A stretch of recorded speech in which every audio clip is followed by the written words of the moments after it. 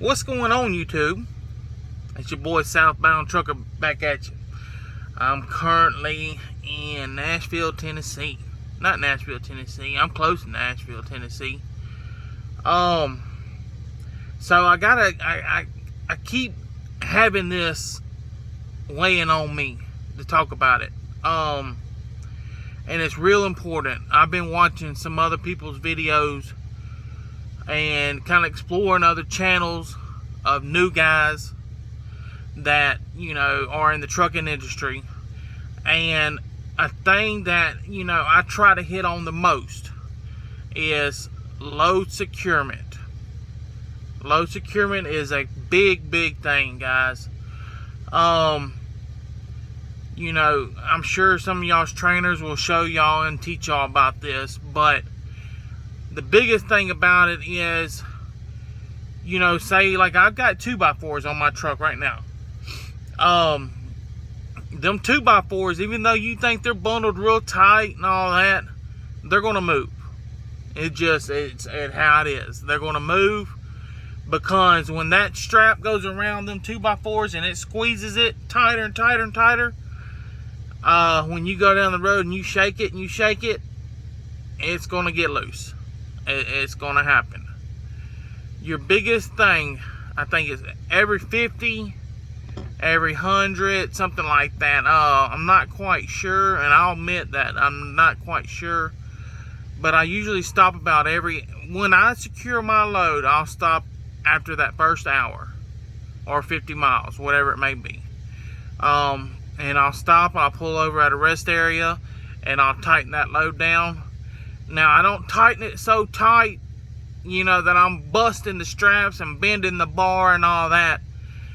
If that, what I was taught, now, I don't know if it's right, but what I was taught kind of makes sense, you know, is that if you can squeeze that strap, then it ain't tight. You shouldn't be able to put no flex in that strap. I mean, a little bit, yeah, I understand. It ain't going to be iron.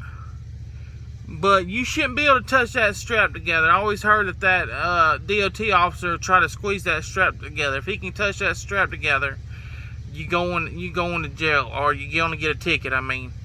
However, whatever they do. I don't know the facts, you know, I'm new to trucking, but you'll get in trouble. Let's put it like that. But you got to secure your load. When you start driving in the morning, I watch the Asian Mind show, you know, and I see these people pulling the pins on these trailers. I don't know why they do it. I don't understand it. But maybe they know these people, maybe they got beef with them. Maybe they just joking around, you know. It's a pretty mean joke, I'll tell you that. But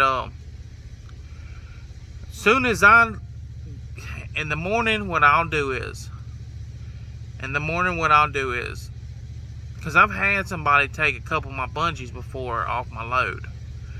You know, and there wasn't many, but it was a couple. Enough to make a difference that I had to put some more back on my load. And I was at a pilot, you know. I'll get out. I'll start from the corner, this corner right here, this driver's side corner. I'll walk all the way around, and I'll come back to that driver's side corner. I'll look underneath the truck. I'll look at, you know, the brake chambers and make sure they ain't hanging down, and, you know, I'll even start the truck and listen for any air leaks or anything. Watch my air gauges. Just make sure everything's in working order, because you don't want to get, you know, down the road and all of a sudden your trailer tires lock up on you.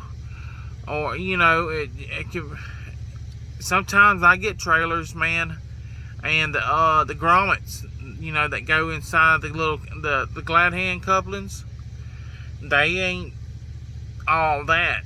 And if you know, I'll tell you, Western Express, you can go, if you're down at the terminal, you can go to the guys in where they fix the trucks and ask them for some of them little rubber grommets, and they'll give them to you. You ain't even got to buy them. And if you pick a trailer up and the little grommets are bad, just replace it. But make sure you keep enough on you that you'll have some for you. You know, you don't want to go without. Stuff like that you ain't got to buy. You just got to ask them for them. Sometimes they got straps there. Sometimes, you know, depending on where you go, you get all kind of stuff. You just got to ask them. But I showed you on that video about the tire gauge I bought. It went for $5. You know, here, I'll show you again. Let me get it. Right there. $5. Now, if you see a tire that you think ain't no good, you go get this little gauge out and you put that little gauge on there. There's the numbers right there. Boom. Say this, say my hand's the tire. I just put it in between them treads. Put it in between them treads and push it down. Hold the gauge, pull it out, and then I'll look at it. And when you know, 230 seconds on the backs, 430 seconds on the steers. No retread on the fronts. You know, they gotta be virgins on the fronts. No retreads. And can't have no gashes. You don't want no gashes, no bubbles, no wires. So like I said, 230 seconds at least on all the other ones, and 430 seconds on the steer. Now that ain't much tread. I'm telling you right now, me personally, if I got 230 seconds on them tires, I'm fixing to try to call somebody. I mean, because 230 seconds, I'm going to show you what 230 seconds is. I got it right here. Now, this is 230 seconds. I don't know if you can see that. That's 230 seconds right there. That's 230 seconds. If I got that much tread on my tire, ooh, I'm fixing to call somebody. That's 430 seconds. Boy, you hit a water hole, and you got that much tread. You hit a dang good water hole. Whew, you better hold on. But pre-trip. You know, I was watching the Asian Mind show the other day, man, about that boy that stabbed that other boy in the neck. My Lord. I wouldn't have let it get that bad. I mean, to give up your freedom, to give up everything you've worked for in life. You know, it may not be everything, your house and cars and all that, but your freedom. That boy's going away for a long time. I mean, if they give him 20 years, they talking about 40 years, I think, 40 or 60 years. If they give him 15, 20 years, 15, 20 years is a long time. And I mean, that boy stabbed that boy in the neck and everything, killed him. If you don't like your trainer, you need to be straight up with your trainer. Say, hey, look, man, I don't think it's gonna work out. You know, I don't think it's gonna work out. And you need to let them know, hey, it ain't you. It ain't you. Because I'm gonna tell you what, that person was that way before you met them, and they're gonna be that way when you get out of that truck. But you may not be able to deal with that. You know, and it is what it is. It don't mean you weak. It don't mean you weak-minded or nothing like that. It's just certain people, you know, given the situation, yeah, you try to bite your tongue and you try to be respectful and you try to, you know, make it through it for your family. But sometimes, man, people can't take so much. And I tell you what, I ain't fixing to go to jail for nobody. I ain't fixing to do it. I'm fixing to remove myself from the situation before I do something that I'll regret for the rest of my life, just like that boy did. I'm just saying. Not saying I'm Billy Badass, but I'm telling you what. I mean, I'll try. I'll try. Let's put it at that. Leave it there.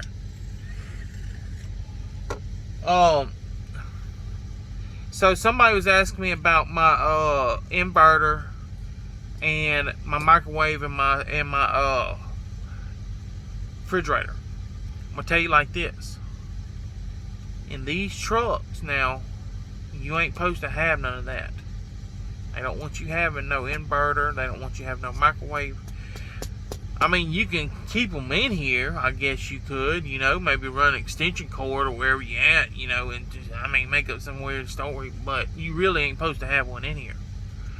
Due to the fact that some people don't know how to hook these things up right. And now you've got an inverter running and you didn't hook it up right. Now it's getting hot, catches on fire. You know, it catches a fire right here in the front seats. How you gonna get out of the truck? You gonna burn up in the truck? You know, their insurance ain't fixing to pay for that. Probably ain't fixing to pay for that death, because you weren't supposed to have that inverter in there to begin with. So, you know, when you got the inverter and all that, you know, you got to kind of use your mind and do things properly for your safety. Because our ultimate goal as drivers is to go back home. And our ultimate goal is to get back home and not have taken anybody's life. Because I'll tell you what, it's easy to take a life out here, especially doing all that speeding around them curves. Y'all know who I'm talking about. Doing all that speeding, you ain't supposed to be speeding like that. 230. You speed around them curves doing 70 and a 65, and you got 230 seconds and 430 seconds on them tires. You'll find out. I'm gonna tell you a story. I'm sorry, y'all. I'm kind of just dehydrated for some reason. I had acid reflux. It's like 12 o'clock. I just woke up, had acid reflux real bad. I eat them soup sometimes and I lay down. I shouldn't. Who it gets me. But I'm gonna tell you a story. Now, I'm a new driver. Don't get me wrong. I know I'm a new driver all day long, and I ain't had the seat time that some of y'all guys have had, and probably won't have it before y'all die. You know what I mean? Y'all been trucking so long that, you know, and I'm gonna tell you what, I got mad respect for y'all. I got much respect for y'all. And if I see y'all coming down the road in one of them old customized Peterbilts going just cold burning up out of the tailpipes, muffler pipes, whatever, I get out the way. I'm gonna get out the way, because I know my truck ain't gonna compete to y'all's truck. I'm fixing to just move on out the way because I'm in my own world. You know, I ain't trying to run the road. I'm gonna get out the way, let you go on. If I see you coming up the side of me, if I see you coming up the left side of me, and you're just a little bit faster than me, I'm not fixing to sit there and run with you until you finally pass me 10 miles down the road. I'm fixing to hit the brakes a little bit, let you go around, do your little thing, get on out my way. That way we ain't holding up traffic and we can move on. That's called respect. You know, it don't take much to have it. But back to my story. When I started first driving, you know, I made a comment to a guy a while ago. He asked me, do I have any tips? the number one tip that I can give anybody, and that's to be safe. Do your pre-trip every day. Do your post-trip. Do your load securement in between A and B. That's the number one thing, because I'm going to tell you what, if you aren't safe, you're not going to make it back home, Bubba, or ma'am, whoever's watching this. You ain't going to make it back home to that husband, to that wife, to the kids, to that mother, to that father, to that uncle, to that aunt, whoever you going home to. And to Fido, to that kitty cat, to them goldfish, whatever you got going on, you ain't going to make it unless you ain't safe. I'm going to tell you what, you might keep somebody else from going home too. That's number one. Number two,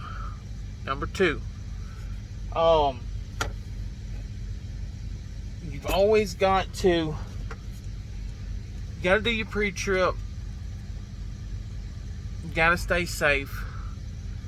God, dog, I forgot what I was going to say. Hold on. Okay, I'm back. Sorry about that. Alright. My indigestion was acting up. Made me lose train of thought.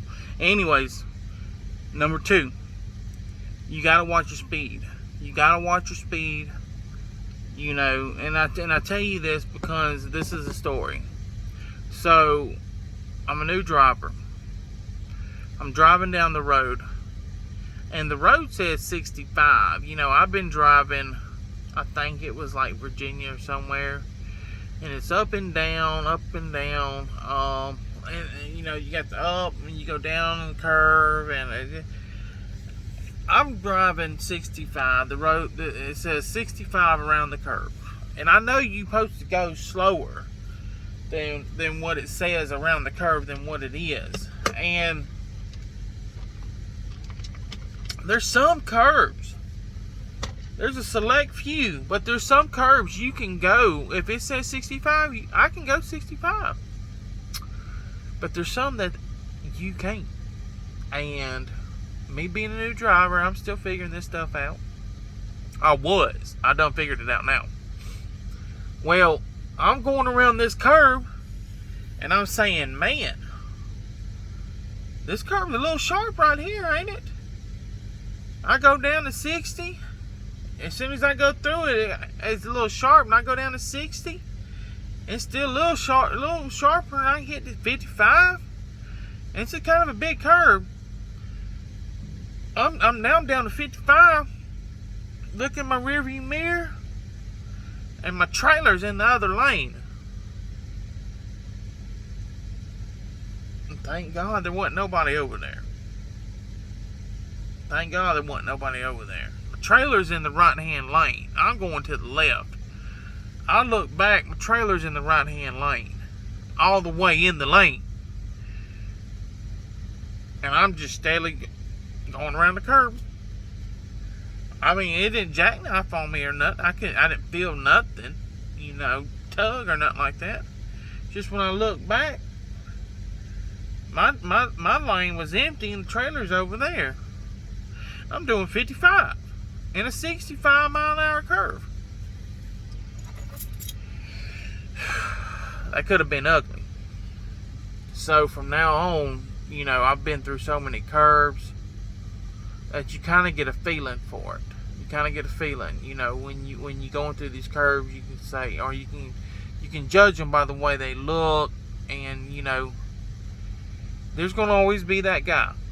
There's always going to be that real deal trucker who's been driving 30-something years, 20-something years, and that nice customized Peterbilt, you know, who when you go through the curve and you hit 55 and the curve says 65 and he's doing 70 and the back of that trailer is just jumping as he's going, and you're like, daggum, let me hit the gas then.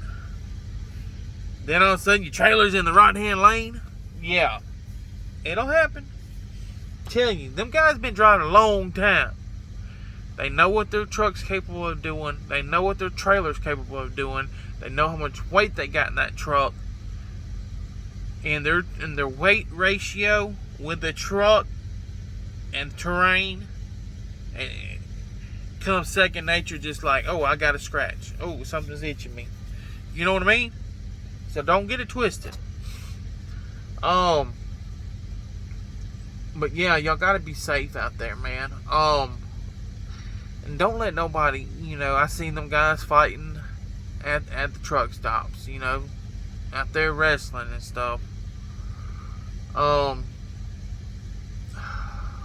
Just try to be safe. That's all I can say. I'm on Facebook, Southbound Trucker. I've been driving, 2 months. I know that ain't no time. I drove a box truck, about 26 foot, 6 months. It ain't nothing like this, I'm curious to see, the new things, to find out the new things to go through. I'm excited about that. I know there's gonna always be something new to go through. I want to go ahead and get all that out the way. That way I can be confident. I'm confident in myself, but you know what I mean. I want to drive van. I want to do, owner operator. I try to stay positive. I think, sometimes I let myself get to me. I let my emotions play games on me. Play games with me mentally. I need to put that crap to the side and just do my job. Go pick that load up, drop it back off, and go to sleep and enjoy my time in the truck. Just if I want to be a trucker, be a trucker. I know it's going to be a long time before I get that right to call myself a trucker. But I tell you what, I sure damn ain't going to give up. And a lot of y'all guys that have been driving, 20 plus years, 15 plus years, y'all remember, man, that some of us guys here, Western Express, we trying hard. All we trying to do is make our family proud of us and support our family. I'm trying to have a baby right now. Me and my wife are. That's all we trying to do, man. Some of us ain't trying to get y'all's way. We ain't trying to raise no Cain. We ain't trying to start no crap. We just trying to earn money for our family. And some of us have, come to the point in our life to where we have to go through a company like this to be able to get the opportunity that what y'all worked so hard for. We want that too. And this is the only way we can do it, man. So please don't try to be too hard on us. We can't back up perfect like y'all can. We can't, we don't know that, sometimes we slipping into the wrong lane, man. Y'all coming through, we don't see y'all, we ain't thinking about we in the wrong lane. We don't get over right when we need to, or we have to slow down in the curves. So, but we gonna get there. We gonna make it. We gonna get there. We ain't giving up. So just try to be easy on us, But yeah, if there's anything I could do for y'all, my nose just got stopped up. I'm sorry about that, guys. If there's anything that I can do for any of y'all new guys out there, even y'all old guys, if y'all need anything from me, girls or guys, I'm sorry. I've seen a lot of, women truckers out here. If there's anything I can do for y'all, let me know. The refrigerator I got at Walmart, the inverter, Amazon, the inverter extended wire kit, Amazon. My refrigerator, they got them at Walmart, and I do all my shopping at Walmart, and it'll do a little bit at Dollar Tree. It's a lot cheaper that way. Way a lot cheaper. If you're gonna hook your inverter up, do it right. Drill your holes in the floor. Don't hit no air lines. Don't hit no electrical lines. Look and see where you're drilling before you drill. Use the right fittings on your batteries. You know, do everything right.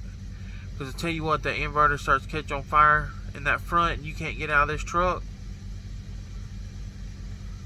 it'll be the last thing you regret. But God bless y'all, man. Take care. And just stay safe out there, man. And if there's anything I can do for y'all, just get in touch with me. I appreciate y'all watching. And please just subscribe and like this video. I see I've done got 4,000 views. I ain't got nobody subscribing to my channel. So I'm trying, man. Trying to get a little YouTube money too, you know. Everything helps. But y'all take care, man. Thank y'all for watching this video all the way through. I know it was kind of long and I apologize. Alright. Have a good day.